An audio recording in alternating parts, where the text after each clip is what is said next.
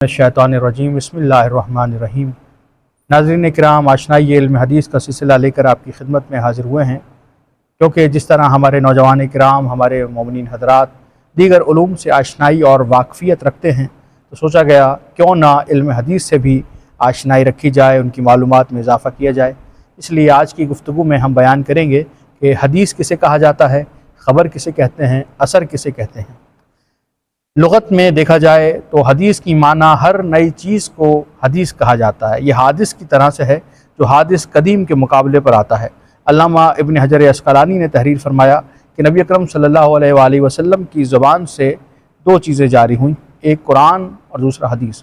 قرآن چونکہ قدیم ہے، کلام الہی ہے، تو اس کے مقابلے پر جو چیز، اس کے علاوہ جو چیز جاری ہوئی اسے حدیث کہا جانے لگا۔ علماء علم حدیث کے نزدیک حدیث اس کلام کو کہا جاتا ہے جو قول، فعل اور تائید و تقریر معصوم کو بیان کرے۔ تقریر سے مراد ان کا خطاب نہیں، بلکہ تقریر سے مراد یہ ہے کہ معصومین علیہ السلام کے سامنے کوئی فعل انجام دیا گیا اور وہ اس فعل پر راضی رہے، خاموش رہے، اس کی تائید فرمائی۔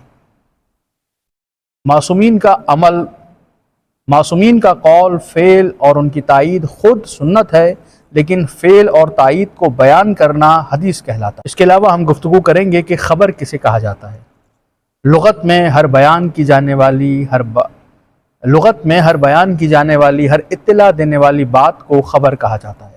خبر اور نبا میں فرق ہے۔ خبر ہر چھوٹی بڑی، اہم غیر اہم بات کو کہہ سکتے ہیں، لیکن نبا اسے کہا جاتا ہے جو بہت عظیم اور بہت بڑی ہی کوئی بات۔ ہمارے علم حدیث نے خبر اور حدیث کو مترادف قرار دیا ہے، یعنی ہم معنی قرار دیا ہے، دونوں کی ایک ہی معنی ہے، جبکہ بعض نے ذکر کیا کہ حدیث معصوم کی ہوتی ہے، جبکہ خبر میں غیر معصوم افراد بھی شامل ہو سکتے ہیں۔ کہ جہاں تک بات ہے تو اثر لغت میں باقی رہ جانے والی چیز کو کہا جاتا ہے، نشان کو کہا جاتا ہے، جبکہ علم حدیث کی اصطلاح میں حدیث، روایت اور اثر، خبر، ان تمام کی ایک ہی معنی لی جاتی ہے۔ امید ہے یہ سلسلہ آپ پسند فرما رہے ہوں گے اور اس علم کے سلسلے کو مزید افراد تک پہنچائیے۔ وآخر دعوانا ان الحمد للہ رب العالمین۔